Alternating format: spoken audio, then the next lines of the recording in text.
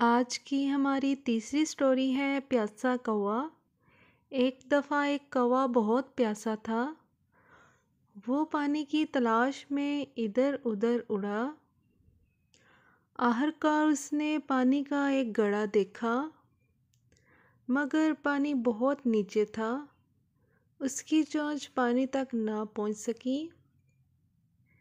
اس نے ایک ترکیب سوچی۔ اس نے کچھ پتھر پانی میں ڈالے۔ پانی اوپر آ گیا۔ اس نے پانی پیا اور اڑ گیا۔ اخلاقی سبق: ضرورت ایجاد کی ماں ہے۔ خدا ان کی مدد کرتا ہے جو اپنی مدد آپ کرتے ہیں۔